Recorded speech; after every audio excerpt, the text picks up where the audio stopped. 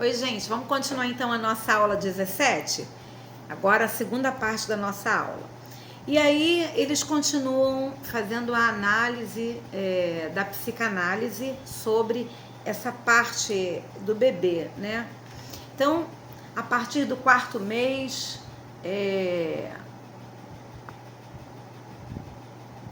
Ah, não, gente, eu já falei esse pedacinho aqui pra vocês. Espera só um instantinho. Tá. Então, esse doutor Morano, ele começa a dizer que essa questão da culpa não é uma inauguração da religião. Ao contrário, ela já é inerente do ser humano, tá? Ok, então esse pedacinho eu já falei com vocês. Diante dessa figura, aí ele vai falar sobre a figura paterna junto com o bebê, o que representa a figura do pai, o que representa a figura da mãe, e ele vai trabalhando esse desenvolvimento de entendimento que a psicanálise trabalha, tá? E aí ele coloca uma coisa interessante. Existe o sentimento de culpa, que vai trazer prostração, paralisação, depressão, mas que é um sentimento de culpa incapaz de impulsionar para o futuro, que é incapaz de transformar, que é um sentimento estéril. E aí eu quero que passa até para a autodestruição e também para a destruição dos outros e também para a morte. Então há esse sentimento de culpa, e é esse sentimento que é muito perigoso. Esse sentimento de culpa que é nutrido dentro da psique, dentro do coração, dentro da alma, dentro do ser humano, e é um sentimento de culpa que não te impulsiona para o futuro, que não te impulsiona para a transformação, para a mudança. É um lugar estéril, que coisa horrível, não é?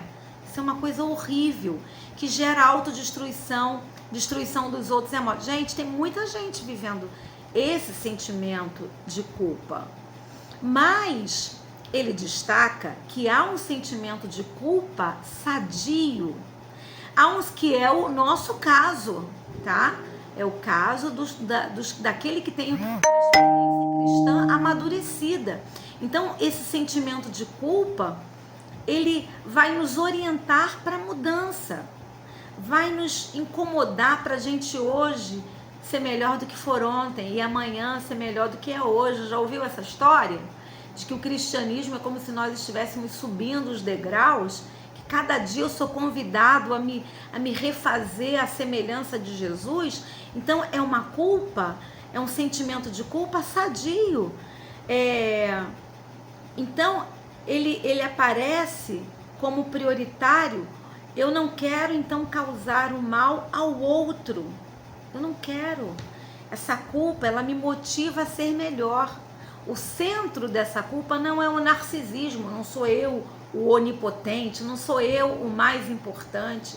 Sou eu que me quebranto, sou eu que me rendo ao Senhor, sou eu que sou humilde para reconhecer as minhas falhas, sou humilde para reconhecer o quanto eu careço da graça de Deus e o quanto o Espírito Santo pode fazer uma transformação em mim.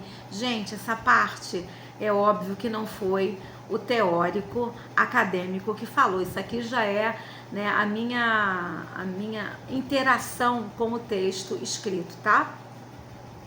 Então, como uma boa metodista, agora já estamos falando já uma perspectiva mais contextualizada com a nossa realidade, tá? Então, esse é o nosso ideal. É a ruptura dessa... Quando a gente vê que houve uma ruptura de uma amizade, a gente não se sente feliz. Ao contrário, a gente quer refazer aquilo.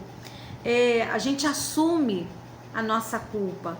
Nós vemos na infidelidade conjugal, que é um compromisso que foi ali rompido, que foi maculado, essa culpa não é pra gente se sentir simplesmente triste, mas é para dizer, não quero, não posso viver essa condição de infidelidade, de adultério, de engano, de mentira. Então é uma culpa que me chama para a vida nova, que me chama para a verdade, que me chama para me modificar, para me reparar, para eu pedir perdão, para eu refazer, para restabelecer relações quebradas. Então é uma culpa que me impulsiona para estar mais próximo do projeto de Deus. Segundo então Morano, esse autor, a nossa estrutura psíquica pode nos fazer sentir desgostosos conosco mesmo, quanto ao nosso comportamento, quando esse comportamento se distancia daquilo pelo qual nós nos propusemos como um ideal ético, religioso, e eu diria um ideal de testemunho, de santificação, de discipulado, de vida com Deus, de coerência entre o que a gente lê na palavra e o que a gente vive, né? Então, seja na omissão, ou seja realmente no pecado cometido, no delito, na quebra, seja no vazio interior que todo homem tem, esse vazio de Deus, que está nas entranhas, na estrutura do nosso psique, desde que a gente foi criado, desde que a gente nasceu. Então, essa omissão vai nos empurrar para a gente ter uma nova conduta. Não posso viver omisso, não posso ter um relacionamento, um compromisso destrutivo. O sentimento de culpa, nesse sentido, ele é necessário, ele é fecundo, ele nos orienta para uma conversão e para um futuro. É uma culpa a serviço da vida. Expressa nessa culpa cristã, se eu posso chamar assim, apelidar assim, né? É uma culpa que vem expressar um profundo desejo de continuar vivendo mais e melhor. Então, não é a culpa que nos empurra para o suicídio, não é a culpa que nos empurra, nos afunda para o pecado, não é uma culpa que vai tentar nos entorpecer de tal modo a não sentirmos mais remorso daquilo que cometemos. Na verdade, o remorso, ele é destrutivo. Essa culpa, então, sim, seria positiva, e ela vai nos ajudar.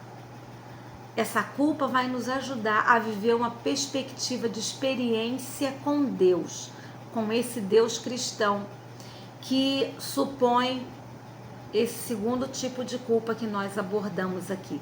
Não aquela culpa de um terreno estéril, infrutífero, que está já destinada à destruição e à morte, mas uma culpa que nos chama ao arrependimento e à vida nova.